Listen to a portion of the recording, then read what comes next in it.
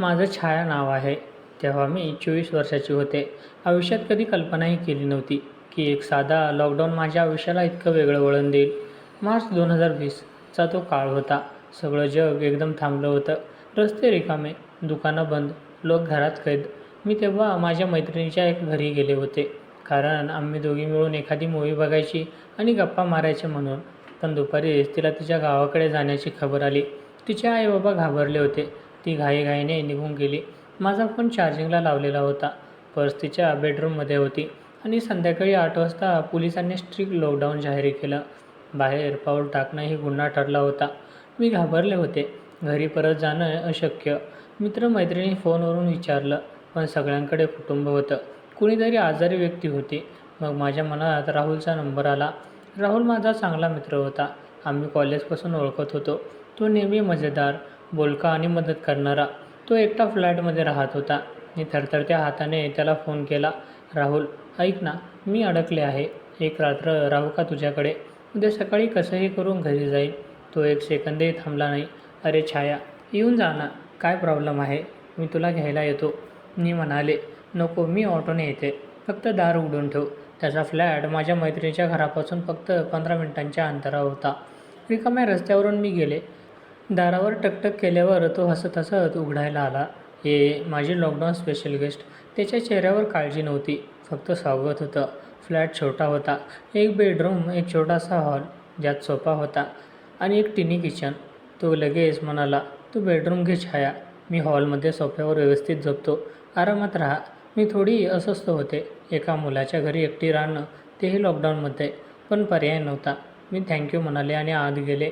पहिली रात्र अगदी साधी गेली. आम्ही दोघं मिळून किचनमध्ये जेवण बनवलं. त्याने मॅगी आणि चहा केला. आम्ही टीव्हीवर न्यूज पाहत बसलो.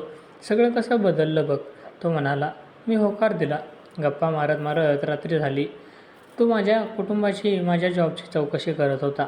मीही त्याला विचारत होते. झोपायला गेल्यावर मला थोडं विचित्र वाटत होतं. दुसऱ्या खोलीत तो झोपला होता, पण तरीही एक वेगळी जाणीव होती. दुसऱ्या दिवशी सकाळी मी उठले तेव्हा त्याने चहा आणि ब्रेड टोस्ट तयार केला होता. छाया, आज काय प्लॅन? मी हसले. काय प्लॅन? इथेच अडकले आहे. तो थोडा वेळ शांत बसला, मग म्हणाला, मला एक हॉबी आहे, फोटोग्राफीचा. लॉकडाऊनमध्ये कंटाळा येतोय. तू मॉडेल होशील का? फक्त प्रॅक्टिससाठी. काही प्रोफेशनल नाही, फक्त मज्जा म्हणून. मी हसत हसत म्हणाले, अरे वेडा, मी कसली मॉडेल? माझा चेहरा साधाच आहे. पण तो आग्रह करू लागला, नाही छाया, तू खूप छान दिसतेस. फक्त साध्या पोझेस, जीन्स आणि टी शर्ट घाल. काही प्रॉब्लेम नाही. मी थोडा विचार केला आणि ठीक आहे, पण नको तसं काय, असं म्हणाले. त्याने सोफ्यावर मला बसवलं. डोळे थोडे वर कर, केस एका बाजूला सार, हात हलकेच मांडीवर ठेव. कॅमेरा क्लिक झाला. मी लाजत होते. तो मला वेगवेगळ्या अँगल्समधून फोटो घेत होता. परफेक्ट, छान दिसतेस. त्याची तारीफ ऐकून मला थोडं बरं वाटलं, पण माझ्या नजरेला मी जाणवत होते.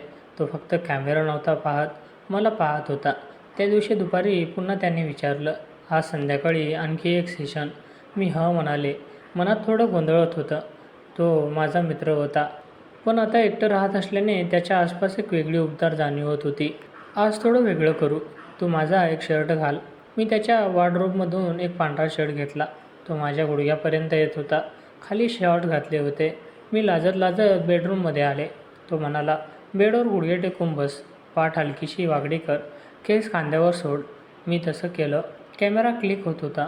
प्रत्येक क्लिकबरोबर माझ्या अंगावर एक वेगळाच रोमांच येत होता. तो जवळ आला. माझ्या केसांना हलकेच हात लावला. छाया, तू खूप नॅचरल आहेस. त्याच्या बोटांचा स्पर्श माझ्या मानेला पडला. मी दचकले, पण काही बोलले नाही. मनात विचार आला, छाया, हे काय चाललंय? हा तुझा मित्र आहे, पण का हा स्पर्श इतका छान वाटतोय? रात्री जेवताना आम्ही खूप गप्पा मारल्या. तो आपल्या एकटेपणाबद्दल बोलला. लॉकडाऊनमध्ये सगळं रिकामं वाटतं. तू आलीस ना, घर भरल्यासारखं वाटतंय. मी हसले, पण मनात काहीतरी हललं होतं. झोपायला गेल्यावर त्याचे डोळे, त्याचा स्पर्श, त्याची हसण्याची स्टाईल, सगळं वारंवार आठवत होतं. मी स्वतःला म्हणाले, फक्त 2-3 दिवस आहेत, मग घरी जाईन. काही होणार नाही. पण तिसऱ्या दिवशी सकाळी तो पुन्हा आला आणि म्हणाला, आज एक नवीन पोज. आणि मी होकार दिला. हळूहळू हे सेशन आमच्या दिनचर्येचा भाग झालं होतं. मी विरोध करत नव्हते. उलट मनात एक गोड अस्वस्थता निर्माण झाली होती. लॉकडाऊनचे दिवस पुढे कसे जातील हे मला माहीत नव्हतं. पण राहुलच्या फ्लॅटमध्ये मीर सुरक्षित आणि कुतूहलाने भरलेली होते. तिसऱ्या दिवसापासून हे फोटो सेशन आमच्या दिवसाचं मुख्य कामच झालं होतं. सकाळी उठल्यावर राहुल चहा करायचा, मी ब्रेड टोस्ट किंवा काहीतरी बनवायची. नाश्ता झाल्यावर तो हसत हसत म्हणायचा, मॅडम आजची शूटिंग तयार. मी सुरुवातीला हसायची आणि अरे पुन्हा असं म्हणायची, पण मनातून एक वेगळीच उत्सुकता निर्माण झाली होती. तो नेहमी नाजूकपणे सांगायचा, छाया आज तू या खिडकीजवळ उभी राहा, सकाळची लाईट चांगली आहे. मी त्याच्या शर्टमध्येच बऱ्याचदा उभी राहायची. शर्टचे बटन थोडे उघडे ठेवायचा. तो सूचना देऊन केस एका बाजूला कर, मान थोडी वाकडी कर. कॅमेरा क्लिक होताना त्याची नजर माझ्या चेहऱ्यावर, मानेवर, खांद्यावर फिरत असे. मी खाली बघायची, पण मनात विचारायचा, छाया हा तुझा मित्र आहे, पण आता त्याची नजर वेगळी का वाटते. दुपारी आम्ही दोघं मिळून जेवण बनवायचो. तो भाजी कापायचा, मी रोटी. त्याचे हात माझ्या हाताला स्पर्श व्हायचे. साधा स्पर्श, पण त्या स्पर्शात एक उबदारपणा होता. एकदा मी म्हणाले, राहुल तुला कंटाळा येत नाही का रोज हे करायचा. तो हसला आणि म्हणाला, तुझ्याबरोबर कंटाळा? उलट दिवस कधी संपतो हे कळतच नाही. त्याचे शब्द ऐकून माझ्या गालावर लाली चढली. मी काही बोलले नाही. 5व्या-6व्या दिवशी पोजेस थोड्या धीट होऊ लागल्या. तो म्हणाला, आज बेडवर पडून राहा. एक हात डोक्याखाली, दुसरा हात शरीरावर. मी त्याच्या बेडवर पडले. शर्ट थोडा वर सरकवला होता. माझ्या पोटाचा, मांड्याचा थोडा भाग दिसत होता. तो जवळ आला, थोडा श्वास घे, छाती हलकीशी वर येऊ दे. त्याचा हात माझ्या पोटावर हलकेच लागला. पोज दाखवताना त्याने स्पर्शाने माझ्या अंगावर काटा आला. मी डोळे मिटले. मनात म्हणले, हे थांबवायला हवं, पण का मी थांबत नाही आहे. तो फोटो घेत होता. हळू आवाजात बोलायचा, छाया तू सुंदर आहेस, तुझ्या डोळ्यात एक गोडपणा आहे. मी हसायचे, तू फक्त फोटोग्राफीसाठी तारीफ करतोस. तो गंभीर होऊन म्हणायचा, नाही छाया, खरं सांगतोय, तू आधीपासूनच छान होतीस, पण आता जवळून पाहताना काहीतरी वेगळं जाणवतंय. संध्याकाळी पाऊस पडायचा, लाईट जायची, आम्ही दोघं बेडवर बसून राहायचो. एकदा अंधारात तो माझ्याजवळ सरकला. भीती वाटते का? मी म्हणाले, नाही, पण थोडं विचित्र वाटतं. तो हसला आणि म्हणाला, मला तुझ्यासोबत खूप सुरक्षित वाटतंय. मग त्याने विचारलं, आज एक वेगळी पोज करू, तू माझ्या मांडीवर बस. मी थबकले. हृदय जोरदार धडधडू लागलं. राहुल ते जास्त नाही का? तो म्हणाला, फक्त फोटोसाठी छाया, ट्रस्ट कर माझ्यावर, मी काही चुकीचं करणार नाही. मी हळूहळू त्याच्या मांडीवर बसले. त्याचे हात माझ्या कमरेवर स्थिर झाले. त्याची उबदार श्वास माझ्या गळ्यावर आणि कानाजवळ जाणवत होते. कॅमेरा बाजूला होता, पण तो फोटो घेत नव्हता, फक्त मला घट्ट धरून बसला होता. मी त्याच्या छातीवर हलकेच डोके टेकवले. त्याने माझ्या केसात बोटं फिरवली. त्या क्षणी मला प्रथमच जाणवलं की हे केवळ फोटो सेशन राहिलं नव्हतं. माझ्या मनात एक गोड ओढ निर्माण झाली होती. तो हळूहळू आवाजात म्हणाला, छाया तू इतकी वर्ष माझी मैत्रीण आहेस, पण या काही दिवसात तुझ्याशिवाय दुसरं काही सुचत नाही. तुझ्या हास्याने, तुझ्या बोलण्याने, तुझ्या स्पर्शाने सगळं भरून गेलं आहे. मी काही बोलले नाही, फक्त त्याच्या हातावर हात ठेवला. मनात विचार येत होता, मी काय करते, हा माझा मित्र आहे, पण आता मला त्याच्याशिवाय राहायचं नाही वाटत. रात्री आम्ही खूप उशिरापर्यंत गप्पा मारत होतो. तो आपल्या आयुष्याबद्दल सांगायचा, नोकरीचा ताण, कुटुंबाची अपेक्षा, एकटेपणाची जाणीव. मी माझ्या ब्रेकअपची, घरी होणाऱ्या लग्नाची चर्चा, स्वप्नांची गोष्ट सांगायची. तो खुरखुर ऐकायचा. कधीतरी माझ्या हाताला धरून म्हणायचा, तू एकटी नाहीस आता. त्या शब्दांनी मला खूप बरं वाटायचं. दिवस जात होते. आता स्पर्श सामान्य झाले होते. तो माझ्या गालावर हात फिरवायचा, मानेवर हलके चुंबन घ्यायचा. मी विरोध करत नव्हते, उलट मीही त्याच्या खांद्यावर डोकं ठेवून बसायची. एक रात्र मी त्याला म्हणाले, राहुल हे सगळं काय चाललंय आपलं? तो माझ्या डोळ्यात पाहून म्हणाला, मला वाटतं मी तुझ्यावर प्रेम करायला लागलो छाया, लॉकडाऊनमुळे नाही, खुरं. त्या शब्दांनी माझं हृदय भरून आलं. मी त्याच्या गळ्यात हात टाकले आणि हळू आवाजात म्हणाले, मलाही तुझ्याबद्दल काहीतरी वेगळं वाटतंय, पण घाबरतेही. तो मला घट्ट मिठी मारून म्हणाला, मी आहे ना, काही होऊ देणार नाही. त्या दिवसात आमची जवळीक हळूहळू वाढत होती. शारीरिक स्पर्शाबरोबर भावनिक बंधही घट्ट होत चालला होता. लॉकडाऊन बाहेर जग थांबवून ठेवलं होतं, पण आमच्या दोघांच्या मनात एक नवी दुनिया उभी होत होती. मी स्वतःला विचारायची, हे किती दिवस चालेल? पण आता तर मी याच क्षणात जगत होते.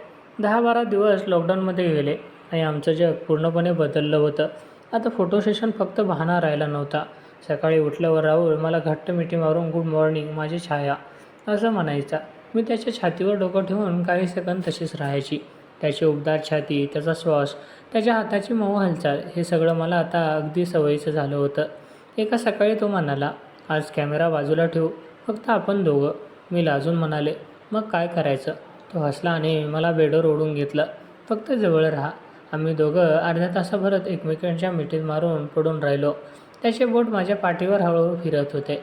मी त्याच्या गळ्यात हात टाकले होते. मनात विचार येत होता, छाया हे काय होतंय? हा तुझा मित्र आहे.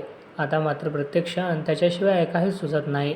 दुपारी आम्ही जेवण बनवता तो माझ्या मागून उभा राहायचा. त्याचे हात माझ्या कमरेवर, चेहरा माझ्या मानेवर. तुझी वास किती छान येते, असं तो कानात कुजबुजायचा. मी थरथरायचे, पण तरीही होत नव्हते. त्याने मला वळवून हळूच ओठांवर चुंबन घेतलं. पहिलं चुंबन. मी डोळे मिटले. ते चुंबन हळू होतं, प्रेमात भरलेलं. माझ्या मनात एक लहर उसळली. मीही त्याला घट्ट धरलं. त्या दिवशी संध्याकाळी आम्ही बेडवर बसलो होतो. लाईट मंद होती. तो म्हणाला, छाया, मी तुझ्यावर खरंच खूप प्रेम करतो. हे लॉकडाऊनमुळे नाही. तू मला हसवतेस, ऐकतेस, समजून घेतेस. तुझ्यासोबत मी पूर्ण वाटतो. त्याचे डोळे भावनांनी भरले होते. मी रडायला लागले. राहुल, मलाही तुझ्याशिवाय राहता येत नाही, पण घाबरते. उद्या काय होईल? तो माझ्या अश्रू पुसत म्हणाला, उद्या पाहू. आज फक्त आपण आहोत. त्या रात्री पहिल्यांदा पूर्णपणे एक झालो होतो. तो खूप नाजूक होता. प्रत्येक स्पर्शात प्रेम होतं, काळजी होती. तो वारंवार विचारायचा, ठीक आहे ना? दुखते का? मी त्याच्या खांद्यात तोंड खुपसून नाही, छान वाटते असं म्हणायचे. त्या क्षणात मला जगात दुसरं काही हवं नव्हतं. त्याचे हात, त्याचे ओठ, त्याची ऊब, सगळं माझं होतं. मनात विचार येत होता, हे चुकीचं आहे का? पण हे इतकं सुंदर वाटतंय, असं कसं चुकीचं असू शकतं? त्यानंतरचे दिवस स्वप्नासारखे गेले. सकाळी तो चहा घेऊन यायचा. मी त्याच्या मांडीवर बसून चहा प्यायची. तो मला गोष्टी सांगायचा. मी त्याला कधीतरी आपल्या एकमेकांच्या चुंबन देत हसायचो. शारीरिक जवळीक वाढत होती, पण त्यासोबत भावनिक बंधही खूप घट्ट होत चालला होता. तो मला म्हणायचा, तू माझी बायकोसारखी वाटतेस छाया. मी लाजून त्याच्या छातीवर थाप मारायची. एक रात्र मी रडत होते. घरी आईबाबांची आठवण आली होती. राहुल, मी ते काय करते? घरी सगळे चिंता करत असतील. तो मला घट्ट धरून बसला. मी तुझ्यासोबत आहे. लॉकडाऊन संपला की मी तुझ्या घरी येईन. त्यांना सांगेन की मी तुझ्याशी लग्न करणार आहे. त्याचे शब्द ऐकून मला खूप बळ मिळालं. मी त्याच्या गळ्यात हात टाकले आणि रात्रभर त्याच्याजवळ राहिले. दिवसेंदिवस आमची दिनचर्या सुंदर होत चालली होती. सकाळी फोटो काढायचो, दुपारी एकत्र जेवायचो, संध्याकाळी पावसात खिडकीजवळ बसून गप्पा मारायचो. रात्री आमची जवळीक ती शब्दात सांगता येणार नाही. तो मला प्रत्येक वेळी नवीन अनुभव द्यायचा. मीही त्याला पूर्णपणे स्वीकारलं होतं. मनात कधीकधी अपराधी भावना यायची, पण त्याच्या प्रेमाने ती भावना मिटून जायची. तो एकदा म्हणाला, छाया, तू माझ्या आयुष्यात आलीस, सगळं अर्थपूर्ण झालं. मी त्याच्या डोळ्यात पाहून म्हणाले, तूही माझा आधार झालास राहुल. या लॉकडाऊनने तुझ्यासारखा सोबती दिला आहे, हे मी कधी विसरणार नाही. असा आमचा भावनिक आणि शारीरिक ओढ वाढत चालला होता. बाहेर जग थांबलं होतं, पण आमच्या छोट्या फ्लॅटमध्ये प्रेमाची एक नवीन दुनिया फुलत होती. मी स्वतःला विचारायची, हे प्रेम किती दिवस टिकेल? पण प्रत्येक क्षणी त्याच्याजवळ असताना भविष्याची भीती वाटत नसे. लॉकडाऊन हळूहळू शिथिल होत चाललं होतं. आता बाहेर थोडे लोक दिसू लागले होते. दुकानं काही तासांसाठी उघडत होती. माझ्या मनात एक विचित्र अस्वस्थता निर्माण झाली होती. राहुलच्या फ्लॅटमध्ये मी जवळपास 3 आठवडे राहिले होते आणि 3 आठवड्यात माझं आयुष्य पूर्णपणे बदललं होतं. जो माणूस माझा फक्त चांगला मित्र होता, तो आता माझा प्रेमी, माझा आधार, माझं सारं काही झाला होता. सकाळी उठल्यावर तो नेहमीप्रमाणे चहा घेऊन आला, पण आज त्याचा चेहरा थोडा उतरला होता. छाया, आज उद्या कदाचित तुला घरी जावं लागेल. बस आणि ट्रेन सुरू होत आहेत. मी चहाचा कप हातात घेतला, पण गिळताना येईना. डोळ्यात अश्रू आले. राहुल, मला जायची इच्छा नाही आहे. तो मला जवळ ओढून घेतलं आणि माझ्या केसात हात फिरवत म्हणाला, मलाही नाही सोडायचं, पण तुझ्या आईबाबांना सांगितलंस ना? ते चिंतित असतील. मी त्याच्या छातीवर डोकं ठेवून रडले. या 3 आठवड्यात मी इतकी बदलले आहे. तुझ्याशिवाय आता एकही दिवस कसा काढेन? तो माझ्या पाठीवर हात फिरवत म्हणाला, तू माझी आहेस छाया. हे लॉकडाऊन संपेल, पण आपलं प्रेम संपणार नाही. त्याचे शब्द ऐकून मला थोडं बळ मिळालं, पण मनात भीती होती. शेवटचे 2 दिवस आम्ही एकही मिनिट वाया घालवला नाही. सकाळी आम्ही एकत्र नाश्ता केला. तो मला मांडीवर बसून चहा पाजायचा. मी त्याच्या गळ्यात हात टाकून बसायचे. राहुल, तुझ्या स्पर्शाशिवाय मी कशी जगणार? तो हसत म्हणायचा, प्रत्येक रात्री तुला फोन करेन. तुझ्या आवाजाने मला पुरेसं वाटेल. दुपारी आम्ही बेडवर पडून राहिलो. त्याने मला घट्ट मिठी मारली होती. त्याचे हात माझ्या कमरेवर, ओठा माझ्या मानेवर. हळूहळू त्याचे चुंबन वाढत गेले. त्या शेवटच्या दिवसात आमची जवळीक अधिक तीव्र आणि भावनिक होती. प्रत्येक स्पर्शात एक प्रकारची हळहळ होती. जणू काय उद्या कदाचित ही संधी मिळणार नाही. मी त्याला पूर्णपणे स्वीकारलं. तोही मला जणू काय आपल्या मनात कोरून ठेवत होता. छाया, तू मला पूर्ण केलंस. तो श्वास घेत म्हणाला. मी त्याच्या डोळ्यात पाहत म्हणाले, तू माझं सारं आहेस राहुल. या लॉकडाऊनने मला तुझ्यासारखा प्रेम दिला. हे मी कधीच विसरणार नाही. आम्ही रात्रभर एकमेकांना घट्ट धरून झोपलो. झोप लागली नाही. फक्त एकमेकांच्या श्वासात बुडून राहिलो. शेवटची रात्र. आम्ही खिडकीजवळ बसलो होतो. बाहेर रिकामे रस्ते, पण आमच्या मनात एक तुफान सुरू होतं. तू माझा हात हातात घेऊन म्हणाला, मी तुझ्या घरी येईन. तुझ्या आईबाबांना बोलेल. लग्नाची गोष्ट करेन. तुला कधीही एकटी पडू देणार नाही. त्याचे डोळे पाणावले होते. मी रडत रडत त्याला मिठी मारली. मी तुझ्यावर विश्वास ठेवते. फक्त तू मला सोडू नकोस. दुसऱ्या दिवशी सकाळी मी सामान गोळा करू लागले. तो माझ्या मागे उभा राहिला. एकदा तरी मला मिठी मार. मी वळले आणि त्याला घट्ट धरलं. आमचे होठ शेवटचं चुंबन घेत होते. ते चुंबन लांबलचक होतं. जणू काय वेळ थांबायचा आहे आणि मी तुला रोज मिस करेन, मी म्हणाले. तो म्हणाला, मी तर तुझ्या आठवणीमध्ये जगणार आहे. तो मला स्टेशनवर सोडायला आला. रस्त्यावर थोडे लोक होते. आम्ही ॲटोने गेलो. स्टेशनवर पोहोचल्यावर तो माझ्या हातात एक छोटीशी चिठ्ठी दिली. घरी जाऊन वाच. मी डोळे पुसत ट्रेनमध्ये चढले. खिडकीतून त्याच्याकडे बघत राहिले. तो हात हलवत उभा होता. ट्रेन निघाली आणि तो दिसेनासा झाला. घरी आल्यावर सगळे खुश होते. मी सांगितलं की मैत्रिणीच्या घरी होते. रात्री एकटी पडल्यावर मी ती चिठ्ठी वाचली. त्यात लिहिलं होतं, माझी छाया, तू माझ्या हृदयात राहतेस. लॉकडाऊन संपला, पण आपलं प्रेम कधी संपणार नाही. लवकरच मी येतो आणि तुझा हात हातात घेऊन जगतो. तुझाच राहुल. त्यानंतरचे दिवस कठीण होते. मी त्याला रोज फोन करायची. तोही मला. कधी येणार, मी विचारायची. जवळच येतोय, तो म्हणायचा. हळूहळू लॉकडाऊन पूर्ण संपला. राहुल माझ्या घरी आला. आई-बाबांशी बोलला. सुरुवातीला विरोध होता, पण आमच्या प्रेमाची खोली पाहून ते तयार झाले. आज आम्ही एकत्र आहोत. लग्न झालं. त्या लॉकडाऊनच्या दिवसाची आठवण काढल्यावर आम्ही हसतो. तो मला म्हणतो, त्या फोटो सेशनमुळे सगळं बदललं. मी त्याच्या गळ्यात हात टाकून म्हणते, नाही, त्या लॉकडाऊनने मला माझं खरं प्रेम दिलं.